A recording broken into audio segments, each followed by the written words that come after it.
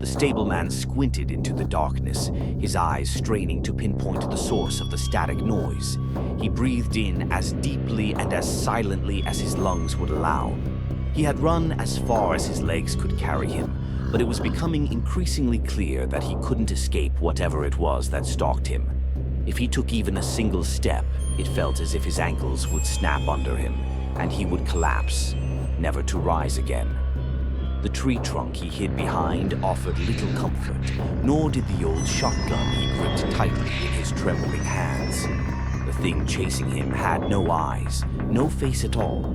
A blank, featureless void perched atop a towering, 2-meter-tall frame. It simply stood there, watching him. If there was one thing he was certain of, it was that this was no human being.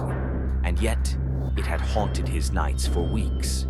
The stableman pressed his back against the tree, forcing himself to breathe evenly. Maybe it wasn't real. Maybe he was losing his mind. If he pulled the trigger, what if he struck something or someone else? Before this nightmare began, he had always thought of himself as a rational man. But ever since that first sighting, nothing had made sense. That night, after feeding the horses, he had gone to the water pump beside the stable. As he lifted his head, he saw it. Just beyond the edge of the dense forest, something or someone stood there, too far away to make out any details. He blinked. It was still there. Was it a person? A sack caught on a fence post? He wasn't about to take his chances. He turned on his heel and walked straight to his bed. 2 nights later, a nightmare jolted him awake. He stumbled into the kitchen to wash his face, but then he saw it again. Closer this time. Just outside, near the carriage, standing motionless, staring at him. His breath caught in his throat. The stable was nearly 20 feet tall, yet this thing stood nearly halfway up its height. A navy blue suit, a red tie, unnaturally long limbs, and that same featureless face. The dog barked in the backyard, but when the stableman ran out to him, the animal simply wagged its tail. A chill ran through him. His dog should have been snarling, defending its territory, but instead it acted as if nothing was there at all. The stableman's employer was a pragmatic man, cold, intelligent, and skeptical of anything remotely supernatural. He feared only the cruelty of man, he always said. With 6 children and a sprawling estate, he had no room for delusions. If the stableman told him about what he had seen, he would be dismissed immediately. But now, hiding behind this tree, he wished he had spoken up. Maybe his employer would have moved him into the house, given him some sense of safety. Instead, he had run deep into the woods, fleeing from the thing that had now invaded his home.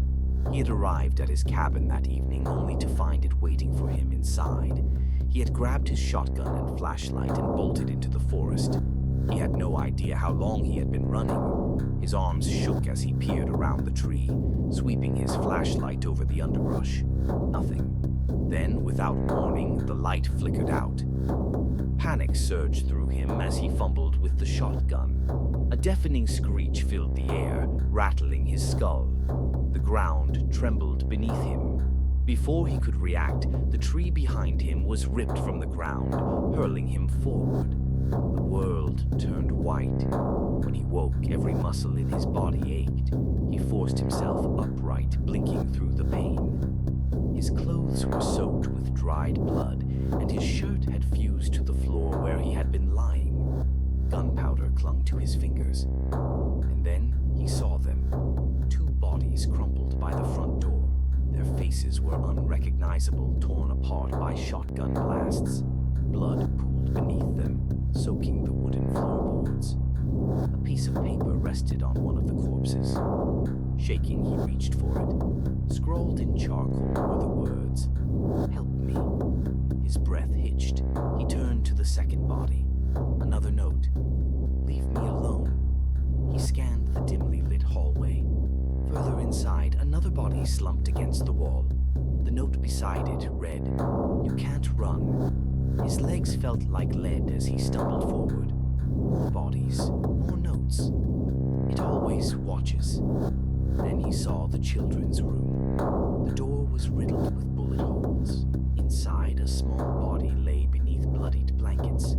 The note on the bed: "No, no, no, no, no." His chest tightened as he forced himself upstairs to his employer's room. Blood drenched the sheets, 2 more corpses lying motionless. A shotgun leaned against the far wall. One last note had been scribbled onto the wallpaper. A crude drawing of tall, spindly trees, and among them, a towering, faceless figure. Another note rested on the opposite wall: "Do not look at it. If you do, it will take you." The stableman's fingers trembled as he peeled the paper from the wall. His knees buckled, but he didn't collapse. Slowly, he stood, steadying his breath. He descended the stairs, stepping over the bodies. He reached the door, pushed aside the corpses blocking the way, and unlocked it. The night air greeted him with an eerie stillness. He walked through the back garden, past the blood-stained grass, until he reached his cabin. He unlatched the fence, took one final look at the house behind him, and turned towards the forest. Clutching the blood-streaked notes, he stepped into the darkness, vanishing between the trees.